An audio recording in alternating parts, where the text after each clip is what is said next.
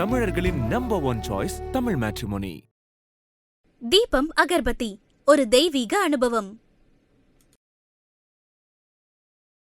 மிதுன ராசிக்காரங்களுக்கு இந்த தமிழ் புத்தாண்டுன பராபவ வருடம் எப்படி இருக்க போகுது? ஆரம்பத்தில் ஒரு மாதிரி கலக்கமா, என்னடா இது இந்த வருஷமும் இப்படி போகுதேன்னு தோணினாலுமே ஜோதிடர்களுக்குமே ஒரு நல்ல வருடம் மிதுன ராசியில் இருக்கிறவங்களுக்கு. இந்த வருடத்தில் மிதுன ராசிக்காரங்களுக்கு ஒரு சிறப்பான பலன் என்னன்னா, மிதுன ராசிக்காரங்க கல்வி அமைப்புகளில் கொஞ்சம் கவனமாக இருக்க வேண்டிய ஒரு வருடமாக தான் இந்த வருடம் இருக்குது. ஏன்னா 3 பாவகிரகங்கள் சேர்ந்து 4ஆம் இடத்தை பார்க்க தான் இந்த வருடம் பிறக்குது. 2-3 விஷயங்கள் இதனால் பாதிக்கப்படும். ஒன்று வந்து அம்மாவோட சில கருத்து வேற்றுமைகள் மிதுன ராசிக்காரங்களுக்கு இந்த தமிழ் புத்தாண்டுக்கு அப்புறம் வரும். ஒரு மன இறுக்கத்திலே இருந்துட்டு இருப்பாங்க.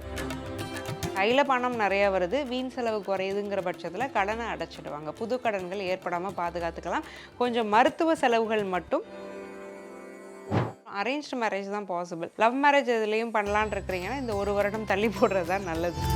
மிதுன ராசி பெண்களுக்கு மன ரீதியான அழுத்தம்ங்கிறது அதிகமாக இருந்திருக்கும். ஏன்னா ஒரு கணவன் இருக்கிறாருன்னா கணவனால் பிரச்சனை இருக்கிறது, கணவனை சுற்றி இருப்பாங்க. பசுக்களுக்கு உணவு கொடுக்கறது, கோதுமையில் செஞ்ச ரொட்டியெல்லாம் கொடுக்கறது, அச்சு வெல்லம் இதெல்லாம், பச்சரிசி இதெல்லாம் கொடுக்கறது வந்து ரொம்ப நல்லது. 2வது திருநங்கைகளுக்கு முடிஞ்ச அளவுக்கு ஹெல்ப் பண்ணுங்க. அதே மாதிரி முடிஞ்ச அளவுக்கு மிதுன ராசிக்காரங்க இந்த குறிப்பிட்ட வருடத்தில் இந்த கோயிலுக்கு போயிட்டு வந்தீங்கன்னா உங்கள் வாழ்க்கை மாறும். இந்த சித்திரை மாதத்துக்குள்ள கும்பகோணத்துக்கு பக்கத்தில் ஐபிசி பக்தி நேயர்கள் அனைவருக்கும் அன்பு வணக்கம். இன்னைக்கு நம்ம கூட 2026 தமிழ் புத்தாண்டு மிதுன ராசிக்காரங்களுக்கு எப்படி இருக்க போகுது அப்படிங்கிற மாதிரியான பல தகவல்களை நம்மோடு பகிர்ந்து கொள்வதற்காக வேத ஜோதிடர் முத்துக்குமாரி மேம் நம்ம கூட இணைந்திருக்கிறார்கள். மேம் வணக்கம். வணக்கம் காவ்யா. மேம், இந்த தமிழ் புத்தாண்டு மிதுன ராசிக்காரங்களுக்கு எப்படி இருக்க போகுது? மிதுன ராசிக்காரங்களுக்கு இந்த தமிழ் புத்தாண்டுன பராபவ வருடம் எப்படி இருக்க போகுது? ராசிநாதன் புதன் நீசம் ஆனாலுமே வீடு கொடுத்த குரு உச்சமாக போறாரு. அப்போ இதை வந்து நீசபங்க ராஜயோகம்னு தான் சொல்லுவோம். பயப்பட தேவையில்லை. எல்லாமே ஆரம்பத்தில் ஒரு மாதிரி கலக்கமாக, என்னடா இது இந்த வருஷமும் இப்படி போகுதேன்னு தோணினாலுமே செகண்ட் ஹாஃப் அப்படிங்கிறது ஸ்பீட் எடுத்துரும். எதெல்லாம் சுணக்கங்கள் இருந்ததோ அதெல்லாம் சக்ஸஸ் ஆகிறது. வேலையில் ஒரு நல்ல இம்ப்ரூவ்மெண்ட்டு. எழுத்துத்துறையில் இருக்கிறவங்க குறிப்பாக மிதுன ராசிக்காரங்க வந்து சாதிக்கிறது. குறிப்பாக டாக்குமெண்ட் ரைட்டர்ஸாக இருக்கலாம், இல்லை ஜேர்னலிஸ்டாக இருக்கலாம், கதாசிரியர்களாக இருக்கலாம், எடிட்டர்ஸாக இருக்கலாம். அவங்களுக்கு கூட ஒரு நல்ல யோகம் அப்படிங்கிறது இந்த குறிப்பிட்ட வருடம் புதன் வந்து பெற்று தராரு. ஜோதிடர்களுக்குமே ஒரு நல்ல வருடம் மிதுன ராசியில் இருக்கிறவங்களுக்கு. இந்த வருடத்தில் மிதுன ராசிக்காரங்களுக்கு ஒரு சிறப்பான பலன் என்னன்னா, வாழ்க்கை துணை மூலமாக ஒரு யோகம்ங்கிறது வரப்போகுது. கணவனாக இருந்தால் மனைவியால், மனைவியாக இருந்தால் கணவனால். ஏன்னா 7ஆம் அதிபதி 7க்கு 8ல் போய் உச்சமாகிறார். 8ங்கிறது எதிர்பாராத அதிர்ஷ்டம்னு நம்ம சொல்லியிருக்கோம். ஒன்று அவங்க குணநலங்கள் மாறலாம், இல்லை பணப்புழக்கங்கள் அவங்க மூலமாக அதிகமாகலாம்.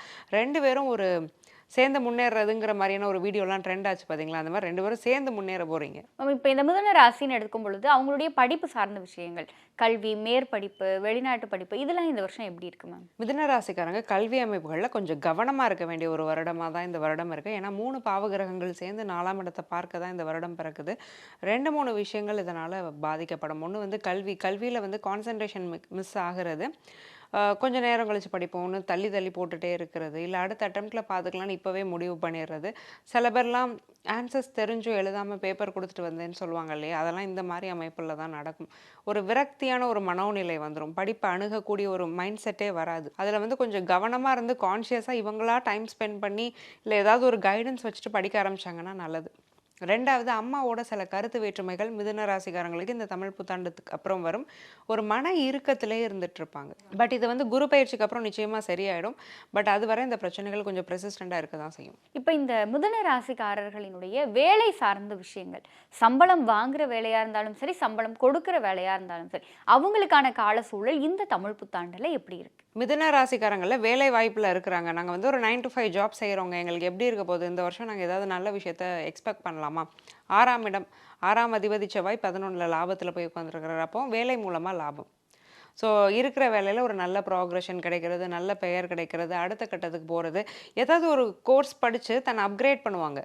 தன்னை ஒரு வெல் குவாலிஃபைடு பர்சனாக மாற்றிக்கிட்டு அந்த குவாலிஃபிகேஷனை வச்சுட்டு ஒரு புது வேலை தேடி ஜெயிக்கிறது. இந்த மாதிரியான நிறைய விஷயங்கள் கிடைக்கும். நிறைய மிதுன ராசி அன்பர்களுக்கு ரெஃபரன்ஸ் மூலியமாக நினச்ச கம்பெனியில் ஒரு வேலைங்கிறது கிடைக்கும். 11ஆம் இடம் அப்படிங்கிறது ரெஃபரன்ஸு, சோஷியல் நெட்ஒர்க்னு சொல்லுவோம். யாரோ ஒருத்தர் சொல்லி ஒன்று கிடைக்குது அப்படின்னா அது 11ஆம் இடம். 11 வலுவாக இருக்கிறதுனால யாராவது உங்கள் சீனியர்ஸோ தெரிஞ்சவங்களோ நல்ல ரெப்யூட்டட் ஜாபில் இருக்கிறாங்கன்னா அவங்க மூலியமாக ஒரு ரெஃபரன்ஸ் கேட்டிங்கன்னா கூட டக்குன்னு நீங்கள் உள்ளே போயிடலாம். நம்ம இப்போ இந்த மிதுன ராசியில் இருக்கிறவர்களுடைய பொருளாதாரம் சார்ந்த விஷயங்கள், அவங்களுடைய கடன் சுமையாக இருந்தாலும் சரி, வருமானமாக இருந்தாலும் சரி, இல்லை வேலையில் ஒரு ப்ரமோஷன் கிடைக்கல அப்படின்னாலும் அப்படின்னாலும் அந்த பணம் சார்ந்து இருக்கின்ற பிரச்சனைகள் முடிவுக்கு வருமா? அவங்களுடைய சூழல் எப்படி இருக்கும் மேம்? இஎம்ஐ ட்ராப் அப்படிங்கிறதுல மாட்டிட்டு இருந்த மிதுன ராசிக்காரங்க அதுலேருந்து கொஞ்சம் கொஞ்சமாக வெளியில் வரக்கூடிய ஒரு வருடமாக மிதுனத்துக்கு இந்த வருடம் இருக்குது. மிதுனத்தை அதிகமாக அழுத்திட்டு இருந்த ஒரு விஷயம் என்னென்னா கடன் தான். பொருளாதார சுமை அண்ட் கடன் இந்த ரெண்டுமே மிதுனத்துக்கு கடந்த ஒரு 5 வருஷமாகவே இருந்துட்டு இருந்தது. No matter what. குரு பயிற்சி போன வருஷம் வந்து ராசியிலே வந்ததுனாலுமே குரு ஒன்றும் மிதுனத்துக்கு நல்லவரெலாம் இல்லை. அவர் வேற மாதிரி கவுத்தி விட்டுருவார். நல்லதை வந்து யாருக்கு செய்ய வைப்பார்னா மற்றவங்களுக்கு செய்ய வைப்பார். மிதுனத்துக்கு எந்த நல்லதுமே நடந்திருக்கிறாது. இதுதான் மிதுனத்தோட ஒரு ராசியாக போன வருஷங்கிறது இருந்திருக்கும். ஸோ அப்போ கடன் சுமை அதிகமாக இருக்கக்கூடிய மிதுன ராசி அன்பர்கள் 2க்கு குரு வர்றதுனால 2ஆம் இடத்துக்கு வந்து ஒரு சுப ஒளி கிடைக்கிறதுனால தன விருத்திங்கிறது ஏற்படும். ஃபர்ஸ்ட் வந்து சம்பாத்தியம் அதிகமாகும். அதே மாதிரி விரயம்ங்கிறது குறையும். 12ஆம் அதிபதி 12க்கு 12ல் மறைஞ்சிட்டார். அப்போ வீண் செலவுங்கிறது குறைஞ்சிரும். கையில் பணம் நிறையா வருது, வீண் செலவு குறையுதுங்கிற பட்சத்தில் கடனை அடைச்சிடுவாங்க. புது கடன்கள் ஏற்படாமல் பாதுகாத்துக்கலாம். கொஞ்சம் மருத்துவ செலவுகள் மட்டும் அந்த ஒரு மிட் இயரில் வர்றதுக்கு வாய்ப்பு இருக்குது. குறிப்பாக அதுவுமே வயிறு சம்மந்தப்பட்ட பிரச்சனைகள் வர்றதுக்கு மிதுன ராசிக்காரங்களுக்கு வாய்ப்பு அதிகம். திருமணம், குழந்தை பிராப்தம் இதெல்லாம் அவங்களுக்கு இந்த வருடம் கை கொடுப்பதற்கான வாய்ப்பு இருக்கு. சர்வ நிச்சயமாக கைகூடும். 7ஆம் அதிபதி உச்சமாகறாருல, அப்போ தன்னை விட ஒரு உயர்ந்த இடத்துல இருந்து பொண்ணோ பையனோ வருது. உயர்ந்த இடம்ங்கிறது அவங்கவுங்களுக்கு தகுந்த மாதிரி மாறும். ஸோ எதையுமே நம்ம டிஃபைன் பண்ணுறதுக்கு இல்லை. சில பேருக்கு அழகு பெருசுன்னு தோணலாம், சில பேருக்கு குணம் பெருசுன்னு தோணலாம், சில பேருக்கு வந்து இந்த குடும்பம் பெருசுன்னு தோணலாம், சில பேருக்கு பணம் பெருசுன்னு தோணலாம். உங்களுடைய தோணுதல் என்னவோ, உங்களுக்கு எது பெருசோ அந்த மாதிரி ஒரு அலைன்ஸுங்கிறது செட் ஆகிடும். அது உங்கள் மனசு ஏற்றுக்கிறத பொறுத்து இருக்குது. நல்ல வாழ்க்கை தான். இந்த பிரச்சனையே இல்லாத ஒரு திருமண வாழ்க்கை, பெரிய அளவில் ப்ராப்ளம்ஸ் எதுவும் வராது. சம்பந்தார் ஒற்றுமைங்கிறது இருக்கும். 8ல் வந்து அந்த குரு உச்சமாயிட்டாலே என்ன ஆகுனா பெரிய பிரச்சனை என்னன்னா சம்பந்திக்காரங்க 2 பேருக்கும் பிடிக்காம போகிறது, அதனால் ஹஸ்பண்ட் அண்ட் ஒய்ஃப்க்கு சண்டை வர்றது, அந்த பிரச்சனையெல்லாம் வராது. ஸோ நல்ல அப்பா அம்மாக்குள்ளே பெரியவங்களுக்குள்ளே ஜெல் ஆயிக்கும். இந்த மாதிரியான ஒரு வாய்ப்புங்கிறது அமைஞ்சிடும். அரேஞ்ச்டு மேரேஜ் தான் பாசிபிள். லவ் மேரேஜ் எதுலேயும் பண்ணலான் இருக்கிறீங்கன்னா இந்த ஒரு வருடம் தள்ளி போடுறது தான் நல்லது. இந்த மிதுன ராசியில் இருக்கிற பெண்களுக்கு இந்த வருடம் எப்படி இருக்கும்? என்னென்ன விஷயங்கள் அவங்களுக்கு கைகூடும்? மிதுன ராசி பெண்களுக்கு மன ரீதியான அழுத்தம்ங்கிறது அதிகமாக இருந்திருக்கும். ஏன்னா ஒரு கணவன் இருக்கிறாருன்னா கணவனால் பிரச்சனை இருக்கிறது. கணவனை சுற்றி இருப்பாங்க இல்லையா, மாமியாராக இருக்கலாம், நாத்தனாராக இருக்கலாம், இல்லை கணவனோட 1 வீட்டு அக்கா 2 வீட்டு அக்கா, ஆஃபீஸில் உள்ள கொலீக்ஸ், இவங்களாலலாம் எனக்கு பிரச்சனை வருதுங்க, நான் தானங்க கல்யாணம் பண்ணியிருக்கேன் அப்படின்னு புலம்பிட்டு இருந்திருப்பாங்க. என்னன்னா நிறைய பண்ணுவாங்க, இறங்கி செய்வாங்க. ஒருத்தரை வந்து ரொம்ப இன்டெப்த்தாக யாரால் புரிஞ்சிக்க முடியும்னா மிதுன ராசி பெண்களால் புரிஞ்சிக்க முடியும். ஏன்னா எமோஷ்னல் இன்டெலிஜென்ஸ் அப்படிங்கிறது அதிகமாக இருக்கும்.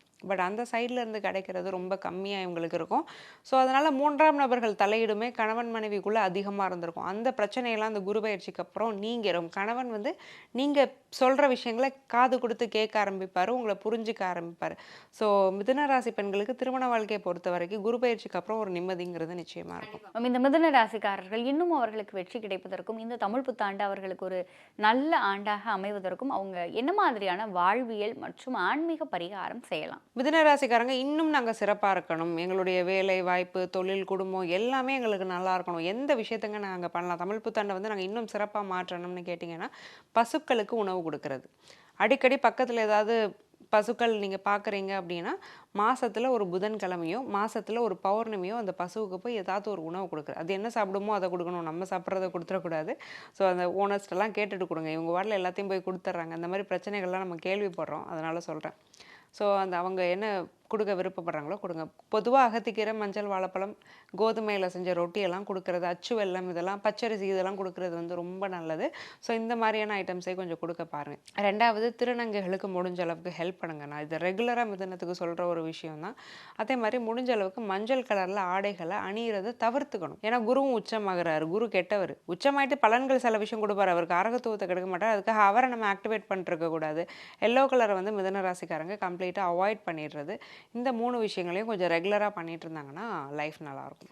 இவங்க போக வேண்டிய கோயில் இந்த தமிழ் புத்தாண்டில் இந்த ஒரு கோயிலுக்கு போயிட்டு வாங்க உங்கள் வாழ்க்கை மாறும் அப்படின்னா அது எந்த கோயில்? மிதுன ராசிக்காரங்க இந்த குறிப்பிட்ட வருடத்தில் இந்த கோயிலுக்கு போயிட்டு வந்தீங்கன்னா உங்கள் வாழ்க்கை மாறும். தமிழ் புத்தாண்டு அன்னைக்கு அல்லது தமிழ் புத்தாண்டு நடந்த இந்த சித்திரை மாதத்துக்குள்ளே கும்பகோணத்துக்கு பக்கத்தில் திருச்சேரைன்னு ஒரு இடம் இருக்குது. நாச்சியார் கோயிலுக்கு ரொம்ப பக்கத்தில். திருச்சேரைங்கிறது சாரநாத பெருமாள் இருக்கிறார். அங்கே திருச்சேரைங்கிற இடத்துல சிவனும் இருக்கிறாங்க, பெருமாளும் இருக்கிறாங்க. இவங்க வந்து பெருமாளை போய் வழிபாடு பண்ணணும். சாரநாத பெருமாள் அங்கே வந்து மகாலட்சுமி மகாலட்சுமின்னு பெருமாளுடைய பாதத்திலே மகாலட்சுமி தாயாரும் இருப்பாங்க. இவங்க 2 பேரையும் பார்த்து அந்த சித்திரை மாதத்துக்குள்ளே இவங்க வழிபாடு பண்ணிட்டு வந்தாங்கன்னா வாழ்க்கை ரொம்ப நல்லா இருக்கும். ஒரு வெள்ளிக்கிழமையில போய் பெருமாளை பார்த்து வழிபாடு பண்ணுறது, பெருமாளுக்கு துளசியும் தாயாருக்கு வெள்ளை நிறத்தில் உள்ள ஒரு வாசனை உள்ள பூவும் கொடுத்து வழிபாடு செஞ்சுட்டு வர்றதுங்கிறது ரொம்ப நல்லது. நிச்சயமா மேம். மிதுன ராசிக்காரங்களுக்கு இந்த தமிழ் புத்தாண்டு எப்படி இருக்க போகிறது, அவங்களுக்கான பலன்கள், அவங்க எந்தெந்த விஷயத்துல வந்து செய்யலாம், எந்த விஷயம் செய்ய வேண்டாம் அப்படிங்கிற மாதிரியான பல விஷயங்களை எங்களோடும் எங்க நேயர்களோடும் பகிர்ந்து கொண்டதற்கு நன்றி மேம். நன்றி காவியா.